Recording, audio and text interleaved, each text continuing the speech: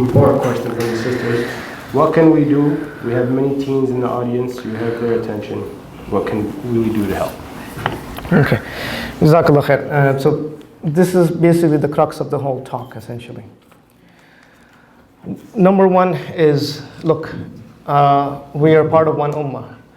كنتم خير أمة أخرجت للناس تأمرون بالمعروف وتنهون عن المنكر وتؤمنون بالله. That you are part of an ummah that Allah subhanahu wa ta'ala has given the haqq, the ability to hold the Quran and give the humanity some guidance. Right? You are part of that ummah. You are no different than the children of Gaza or the children of Ramallah, or Palestine, or Bangladesh, and so forth. You are part of that ummah. We're not a distinct people. We are part of that same people.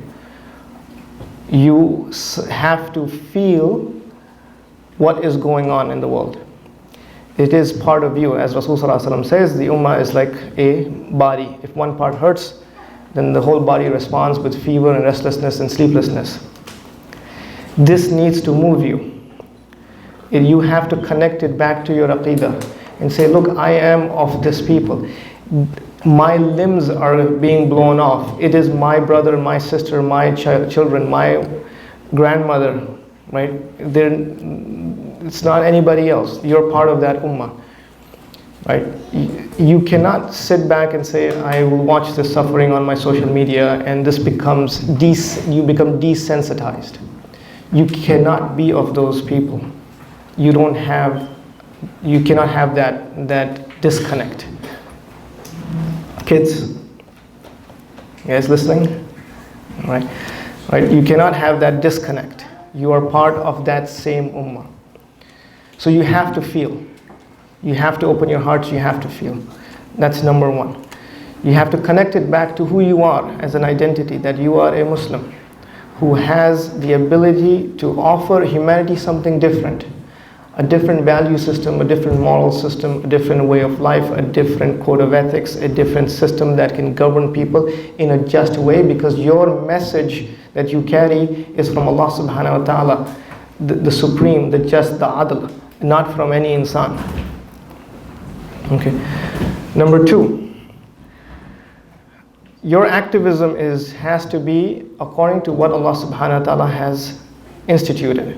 It cannot be based on something haram. Your guide of what is to be done has to be according to the path that Allah subhanahu wa ta'ala has given you, not to something that will lead you to haram. You're always guided by the haqq, by the hukum shari of Allah subhanahu wa ta'ala. That is your basis of beginning anything. You're guided by the aqidah, you're guided by Allah subhanahu wa ta'ala. In terms of activism, what you can do. Rasul Sallallahu Alaihi Wasallam in a hadith, he says that if you see a munkar, you change it by your hand. If you're unable to, then you speak out against it. And then if you're unable to, then at least feel bad about it in your heart. The munkar here is the occupation that is controlling the whole of Palestine. It's not just Gaza, it's the whole of Palestine. Because West Bank is also occupied. As what is being happening in Gaza, similar stuff is happening in the West Bank itself. That occupation has to be removed. And that is not in the hands of you as a child, as a teenager. That is the responsibility of the armed forces of the Muslim world. That's their responsibility, because they have the ability to prevent this massacre. They have the ability to stop it. They have the ability to liberate the people, because they have the firepower, the manpower, the actual ability to do so. I hope that makes sense, right? So and that's their responsibility. It lies in their hands. And they will be questioned about this on Yawm al-Akhirah. So your responsibility is to speak out against this.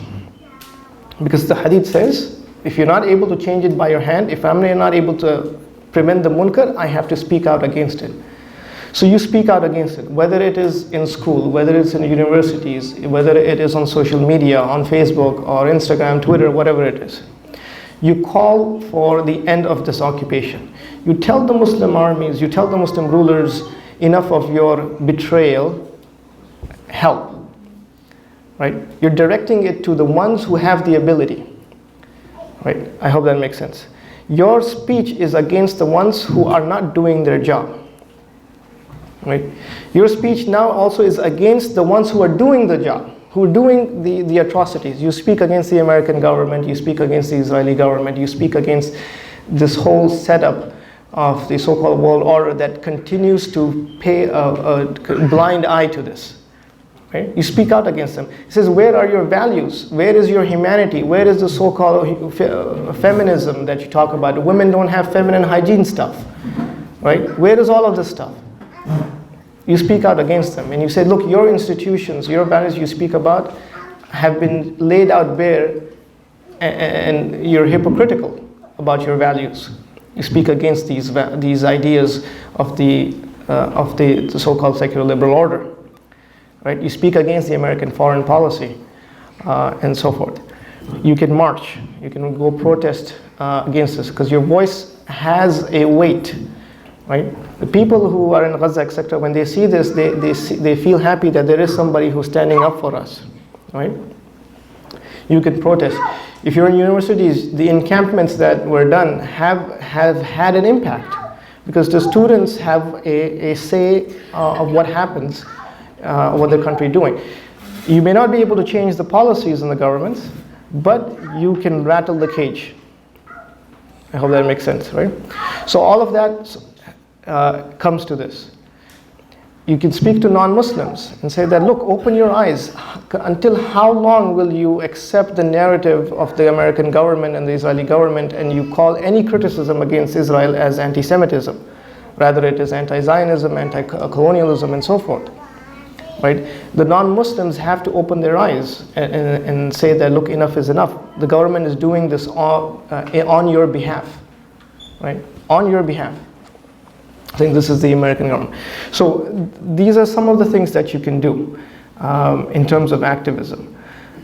Your voice does have a role to play. Finally, you have to call for a complete solution to not just of Palestine, but to every aspect of the Muslim world, which is where we want the system of Islam. It is as simple as that. Until when are we not going to realize that there is an alternative system that actually provides adl, actually provides justice?